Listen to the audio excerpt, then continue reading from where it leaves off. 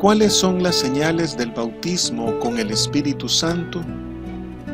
¿Cuáles son las características del verdadero culto pentecostal? ¿Qué es neopentecostalismo? ¿Es cada creyente una fuente de agua viva? En el último y gran día de la fiesta, Jesús se puso en pie y alzó la voz, diciendo: si alguno tiene sed, venga a mí y beba. El que cree en mí, como dice la Escritura, de su interior correrán ríos de agua viva. Esto dijo del Espíritu que habían de recibir los que creyesen en él, pues aún no había venido el Espíritu Santo, porque Jesús no había sido aún glorificado. Entonces algunos de la multitud, oyendo estas palabras, decían: verdaderamente este es el profeta. Otros decían: este es el Cristo. Pero algunos decían: de Galilea ha de venir el Cristo. ¿No dice la Escritura que del linaje de David y de la aldea de Belén, de donde era David, ha de venir el Cristo? Hubo entonces disensión entre la gente a causa de él, y algunos de ellos querían prenderle, pero ninguno le echó mano. Si alguno tiene sed, venga a mí y beba. Estudio del Evangelio del Apóstol Juan. El último y gran día. Aunque el apóstol Juan hace una referencia cronológica puntual, se ve en esta frase una alusión al derramamiento del Espíritu sobre toda carne en el día del Señor. Este gran y último día del Señor se cumplió el día de Pentecostés, 50 días después de la muerte y resurrección de nuestro Señor Jesucristo. En cuanto a la fiesta de los tabernáculos, en el último día de esta fiesta había una ceremonia especial fuera del templo para la cual los sacerdotes eran divididos en 3 grupos. El primero, compuesto por los sacerdotes de servicio, llevaban a cabo los sacrificios. El segundo grupo de sacerdotes salía por la puerta oriental del templo e iban al valle Motzá, donde volcaban las cenizas de los sacrificios. Luego cortaban sauces de 25 pies de longitud y los sacerdotes se formaban en 2 filas horizontales, una detrás de la otra, para llevar los sauces. Tras una señal, los sacerdotes daban un paso adelante con su pie izquierdo y a continuación el derecho, balanceando los sauces de un lado a otro rumbo al templo. En su marcha, los sauces producían como un silbido en el viento, representando al Espíritu Santo viniendo sobre Jerusalén. El tercer grupo de sacerdotes, encabezado por el sumo sacerdote, salía por la puerta del agua para ir al estanque de Siloé, que en hebreo significa suave corriente de agua. Allí, con un jarrón de oro, el sumo sacerdote sacaba el agua viva, mientras que su ayudante tenía un jarrón de plata con vino. Al acercarse cada grupo a su puerta respectiva en el templo, se tocaba una trompeta, el shofar, y luego una flauta. Esta flauta representaba al Mesías. Al flautista se le llamaba el agujereado por los agujeros que hay en la flauta, pero resulta en una interesante imagen que apunta a Jesús y su crucifixión. El flautista dirigía toda la procesión que llevaba el viento y el agua al templo. Los sacerdotes con los sauces, al entrar en el templo, daban 7 vueltas alrededor del altar. El sumo sacerdote, su ayudante y los sacerdotes que estaban realizando los sacrificios subían al altar en ese momento y comenzaban a poner los sacrificios sobre el fuego. Todo el pueblo se reunía en los patios del templo y entonaban el cántico de Isaías 12:3. Sacaréis con gozo agua de las fuentes de la salvación, evocando así el derramamiento del Espíritu Santo. Sin embargo, aunque en el Antiguo Testamento el agua es símbolo del Espíritu Santo, las autoridades judías decían que era símbolo de la tradición rabínica. Mientras el pueblo cantaba, el sumo sacerdote derramaba el agua y el vino en las esquinas de los cuernos del altar. Y dado que en las Escrituras el vino representa el gozo del matrimonio, o pacto del pueblo con el Mesías, los sacerdotes colocaban los sauces a cada lado del altar, formando un dosel de bodas. Entonces Jesús gritó: «Si alguno tiene sed, venga a mí». Durante la ceremonia del agua en la fiesta de los tabernáculos se leía también la profecía de Joel y Zacarías de un manantial que sería abierto en Jerusalén. Y en esta fiesta en particular, esta profecía es cumplida en el Señor Jesús cuando desde Jerusalén llama a todos a acercarse a Él como la fuente abierta. El origen de la sed es la lengua y también es una base para el habla, para la palabra, por lo que sed y palabra están asociadas. Y el Señor Jesús calma la sed de Dios con su palabra. El Señor Jesús llama al sediento a beber de su fuente. Ni el templo, ni la tradición, ni la religión, ni los ritos sacian ya. Solo Cristo Jesús sacia por ser Él la palabra de Dios hecha carne. Él llama al necesitado, al insatisfecho, al inseguro, al hambriento, al sediento, al enfermo, al emproblemado, al pecador, al pobre de espíritu, al cansado, al trabajado y cargado. Él llama a todas las tinajas de piedra vacías. El autosuficiente, el que se considera satisfecho, el que siente que nada le falta, el que cree que todo lo tiene, el sabio del mundo, el que cree tener el control de todo, no siente hambre ni sed de justicia, porque piensa que no necesita de Jesús. El que atienda a la invitación del Señor de acercarse a Él debe creer en Él y que Él es galardonador de los que le buscan. Ahora bien, el templo, por estar fundado sobre una roca, era comparado con aquella roca del desierto que dio agua a los israelitas. Y la puerta del agua del templo era relacionada con la puerta sur de la visión del profeta Ezequiel, de la que salía el río de vida. Así, la proclamación del templo como proveedor de agua viva para toda la tierra daba la sensación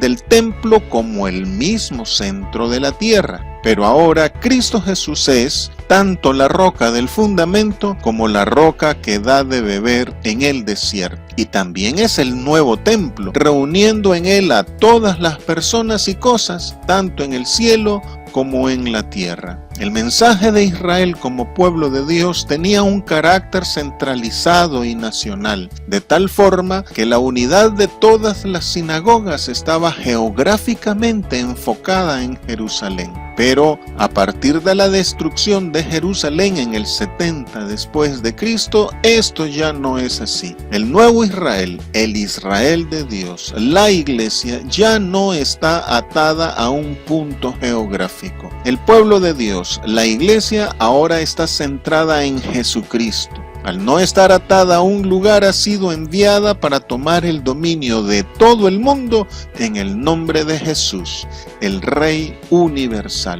Ya no hay solo un espacio santo en la tierra, sino que el mundo entero se ha convertido en un lugar santo, porque Jesucristo lo ha redimido, reintegrándolo a su reino, como dice la Escritura. El Señor Jesús no hace aquí una cita textual, sino que hace referencia a los pasajes bíblicos que hablan del creyente como fuente de agua viva. Por ejemplo, Proverbios 18:4 dice: «Aguas profundas son las palabras de la boca del hombre, y arroyo que rebosa la fuente de la sabiduría». Isaías 58:11 dice: «Serás como huerto de riego y como manantial de aguas, cuyas aguas nunca faltan». Después que el creyente sediento bebe de su fuente, el Señor Jesús hace de cada uno una fuente para los demás. Por eso el Señor dijo: «El que en mí cree, las obras que yo hago,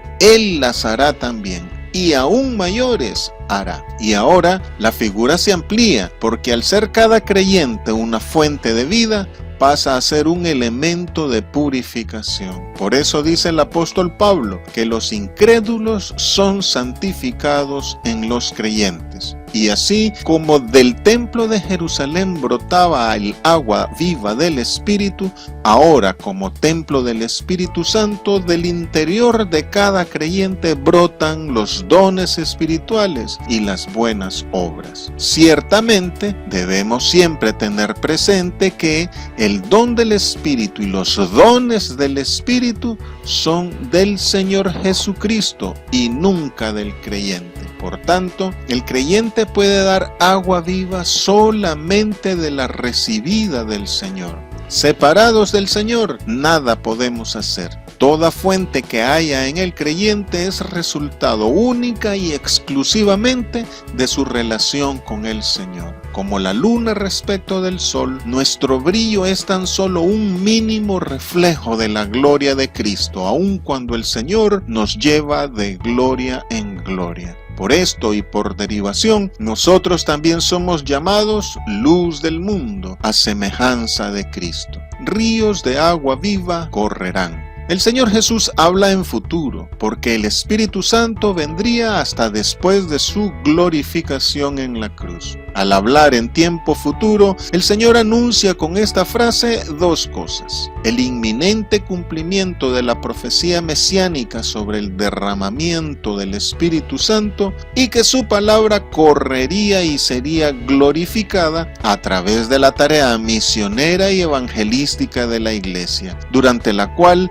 torrentes de agua viva manarían de quienes llevan la palabra. Esto dijo del Espíritu Santo. Los beneficiados del fluir del agua del Espíritu somos todos los que creemos en Cristo Jesús como nuestro Señor. Los 4 evangelios insisten en que los apóstoles no llegaron al auténtico conocimiento de Dios sino hasta después de la resurrección del Señor Jesús, cuando recibieron el viento fuerte del Espíritu Santo. Por tanto, es la llenura del Espíritu Santo la que hace que todos podamos descubrir el sentido pleno de las palabras y obras del Señor Jesucristo. Aún no había venido el Espíritu. En el manuscrito original dice literalmente: no había Espíritu. Leído así, a algunos copistas les dio la impresión que parecía decir que el Espíritu Santo empezó a existir hasta después de la crucifixión y resurrección de Jesús. Por tanto, decidieron suavizar el texto con la frase: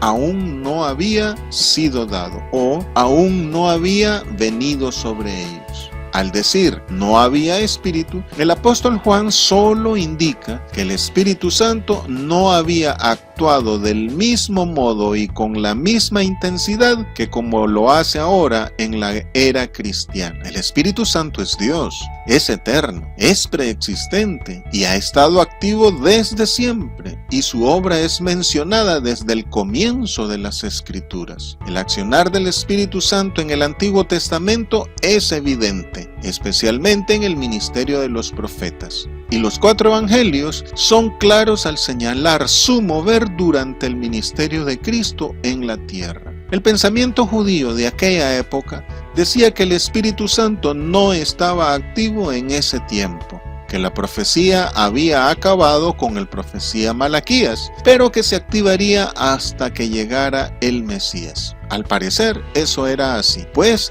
Zacarías, María, Simeón y Ana, movidos por el Espíritu Santo, profetizaron ante el nacimiento de Juan el Bautista y del Señor Jesús. Pero el apóstol Juan aclara que el derramamiento del don del Espíritu sobre toda carne se daría tras la glorificación de Jesús en la cruz. En el relato de la pasión de Cristo, cuando dice que el Señor entregó el Espíritu, algunos creen que entregó el Espíritu de Dios en vez de su Espíritu de vida. Sin embargo, el apóstol Juan aclara que tras su ascensión o su regreso al Padre, es el Padre y el Hijo quienes envían juntos al Espíritu Santo. Pero el descenso del Espíritu Santo no ha sido solo en el Pentecostés bíblico. El Espíritu Santo no ha sido derramado solo esa vez al inicio de la iglesia. Esa vez solo fue la primera vez, porque a todos los creyentes de todas las épocas Dios nos ha bautizado con su Santo Espíritu. Se ha visto el mover del Espíritu en toda la historia de la Iglesia, con corrientes de gracia enviadas por el Padre y el Hijo, avivando los dones espirituales en la Iglesia. Su accionar se ha visto en los ministerios de hombres como Montano en el siglo II, Pedro Baldo en el siglo XII,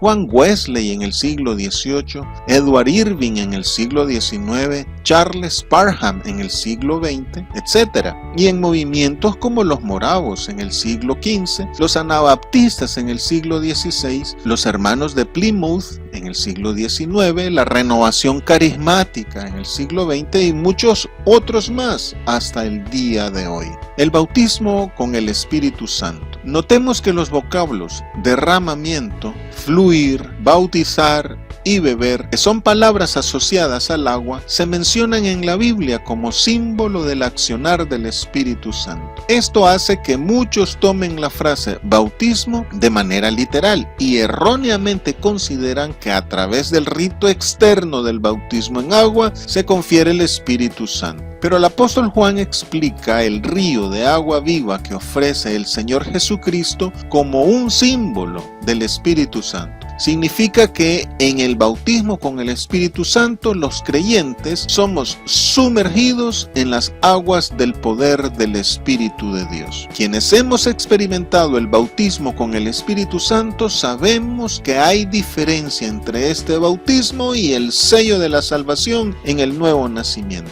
El bautismo en agua es solo un símbolo del nuevo nacimiento y no es prerequisito para el nuevo nacimiento ni para la efusión del Espíritu, aunque pueden ser simultáneos. Basta notar, por ejemplo, que en el libro de los Hechos, los de Éfeso y los de Samaria, tiempo después de haber sido bautizados en agua, recibieron el bautismo con el Espíritu de Dios. Pero Saulo y los de la casa de Cornelio recibieron la efusión del Espíritu antes de ser bautizados en agua. La pregunta del apóstol Pablo a los de Éfeso, ¿recibisteis el Espíritu Santo cuando creísteis?, indica que lo ideal es que al nacer de nuevo el Espíritu Santo nos bautice con su fuego. La efusión del Espíritu y el sello del Espíritu. El bautismo o efusión del Espíritu Santo no es el nuevo nacimiento, tampoco es un segundo nacimiento. Al ser salvos, somos sellados con el Espíritu Santo de la promesa y desde que creímos pasamos a ser templo del Espíritu Santo. El sello del Espíritu es pasar a ser morada del Espíritu de Dios y su presencia en nosotros es señal de que somos salvos, es decir, que somos hijos de Dios. Esto significa que es incorrecto pensar que el que no ha recibido el bautismo en el Espíritu no es salvo. El bautismo con el Espíritu Santo en recién convertidos es una limpieza tan radical y extrema de la vida del pecador que el cambio de perspectiva de la vida es contundente, fulgurante y muy comentado, como ocurrió con el apóstol Pablo.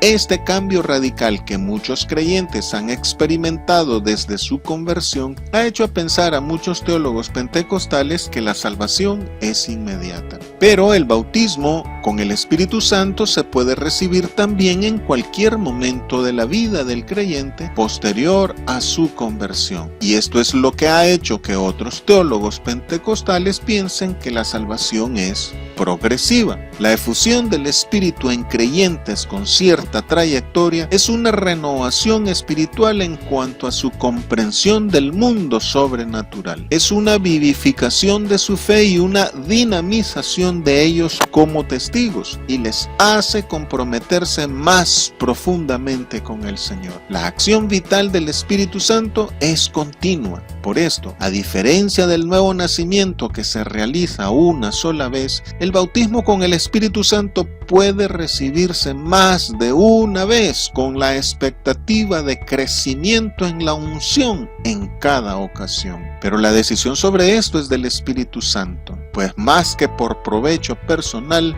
toda corriente suya de gracia es según las necesidades de la Iglesia. Evidencias del bautismo en el Espíritu. La Las características de una persona o grupo de personas que han recibido el bautismo o efusión del Espíritu Santo son una alabanza personal llena de júbilo que brota del corazón, ya sea en privado o en un servicio religioso, gusto por una oración profunda, personal o en grupo, motivado por el afán de entregarse a Cristo y ser dócil a las inspiraciones del Espíritu Santo y a su guianza a la verdad. Lectura y estudio constante de la Escritura. Necesidad de hablar a otros de Cristo, de evangelizar a las personas y procurar su salvación. Voluntad dispuesta a contribuir al servicio de la iglesia que le impulsa a querer edificar a la iglesia en la unidad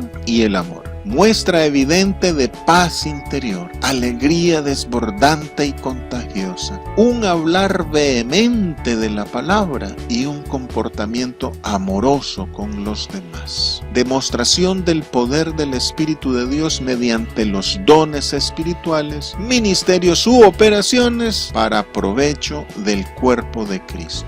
Ahora bien, al respecto de los dones espirituales, hay hasta 27 dones listados en la Biblia, por lo que se hace evidente que el hablar en lenguas no es la única manifestación exterior del bautismo en el Espíritu Santo, como tradicionalmente se ha creído y enseñado. En Hechos capítulo 2 era necesario el don de lenguas porque la coyuntura así lo exigía, pero no debe tomarse como la única evidencia o como algo obligatorio. Es necesario que los miembros de las iglesias, pastores, maestros y líderes tomen conciencia de la posibilidad de engaño, porque no todo espíritu es de Dios. Si bien la Biblia dice, no apaguéis al espíritu y procurad los mejores dones, también dice, por sus frutos los conoceréis. Y también dice, probad los espíritus si son de Dios. Por tanto, debemos estar alerta ante estas manifestaciones, ya que no siempre los milagros, las lenguas o las profecías, etc., provienen del Espíritu Santo de Dios. Ya el Señor nos ha advertido sobre la ineficacia de los milagros para la obtención de una fe verdadera. Es necesario también tener siempre presentes las normas bíblicas de mantener el orden en el culto pentecostal. El apóstol Pablo orienta en 1 Corintios 14 que el profetizar es mejor que hablar en lenguas, que debe procurarse que haya alguno que interprete las lenguas, que el hablar en lenguas debe ser por turnos y que debe evitarse la confusión y el alboroto en los cultos pentecostales, etc. Es pues que toda manifestación carismática debe ser bien discernida por la iglesia.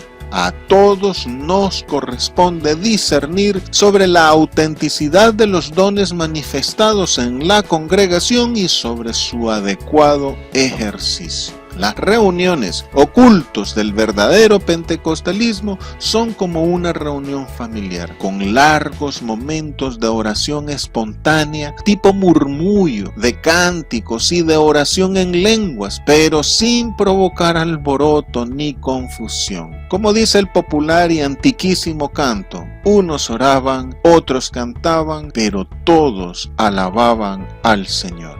El neopentecostalismo. Hay dos aplicaciones de este término. Se llama neopentecostalismo al derramamiento del Espíritu Santo a partir de la década de 1950 en congregaciones protestantes tradicionales tales como anglicanos, luteranos, episcopales y presbiterianos. Pero estas iglesias no se constituyeron propiamente en pentecostales, sino que tras su experiencia pentecostal solo tomaron una posición de apertura al respecto. Estas congregaciones sirvieron de puente para que la experiencia pentecostal se diera también en la Iglesia Católica Romana. La segunda acepción de neopentecostal se aplica hoy a ciertas congregaciones evangélicas con tendencias sectarias, surgidas a partir de 1960, que combinan el pentecostalismo con el gnosticismo, la metafísica y técnicas motivacionales.